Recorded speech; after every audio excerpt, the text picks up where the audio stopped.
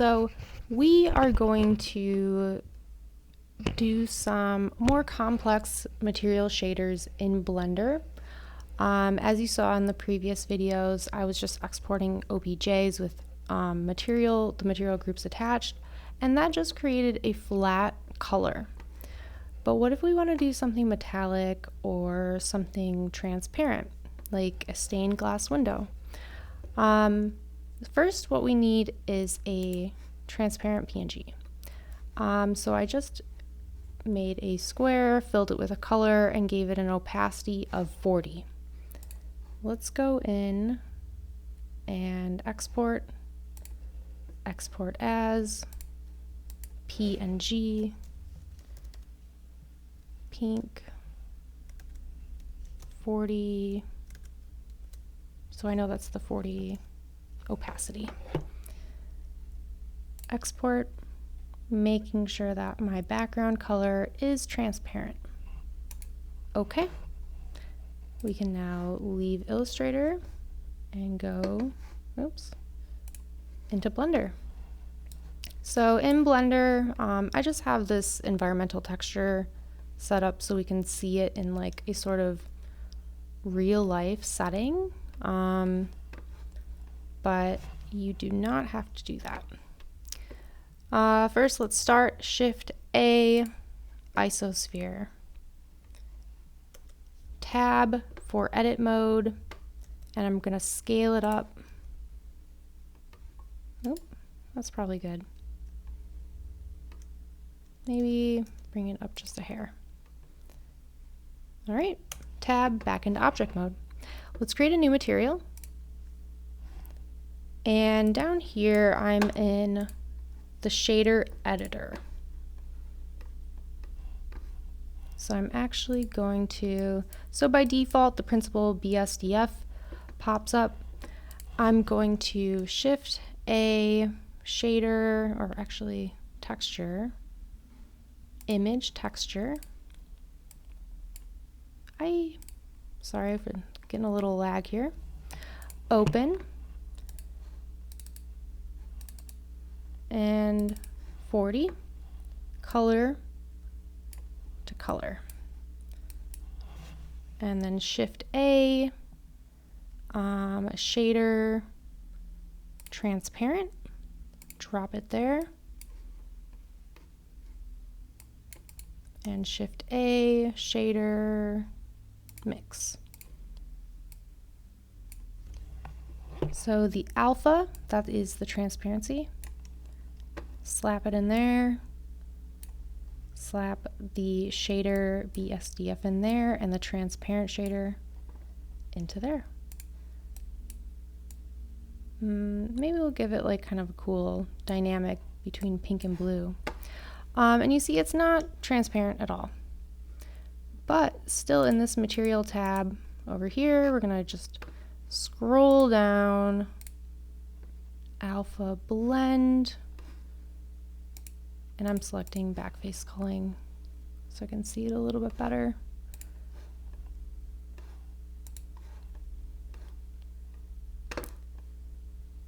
And we have a nice translucent, transparent, translucent? Or transparent? Semi-transparent, yeah, it's 40%. Okay, let's go to File, Export, and instead of OBJ, we're doing JLB.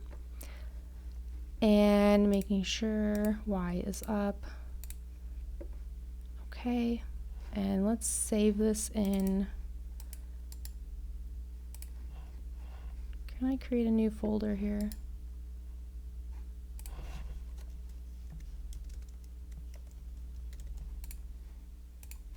ISO pink, or ISO transparent. Export.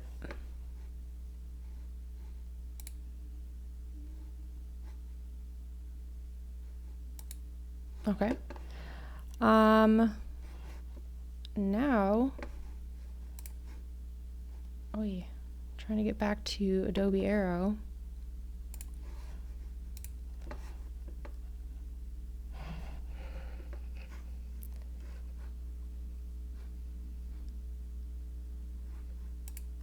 just opening up one of my empty worlds. I'll go to File, Import,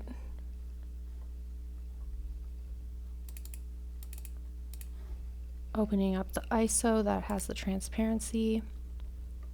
Oh, and I totally forgot I had scaled it up so large, but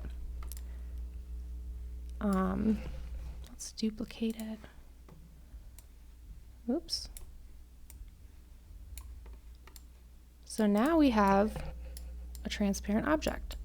And like I said, it could work really cool or work really well with like stained glass, or if you're doing fog or just doing some environmental effects you want to add. And you know, you're not limited obviously to the shape of the isosphere. I just thought it was a good example. So let's delete that. Let's go back into Blender and let's get rid of this. Let's get rid of this. Let's get rid of this.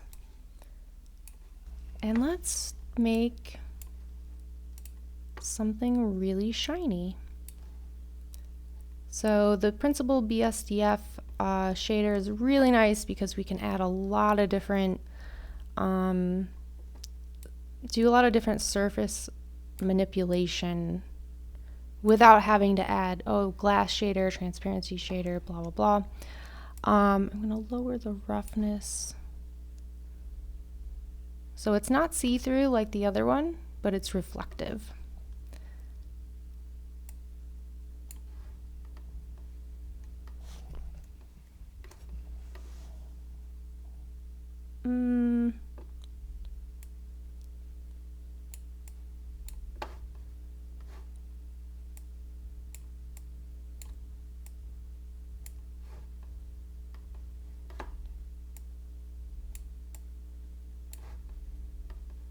Okay, so we have like kind of a cool disco ball. Maybe we'll make it more like a gem sort of looking situation. All right, again, export GLB. Let's call this ISO metal. Export back into Aero. File, import. And yeah, she's big. But now we have this beautiful, shiny, reflective surface. So obviously you're not going to get like great reflections or like any really reflections off of,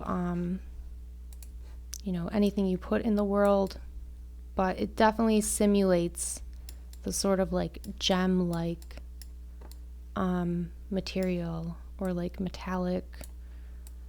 Yeah.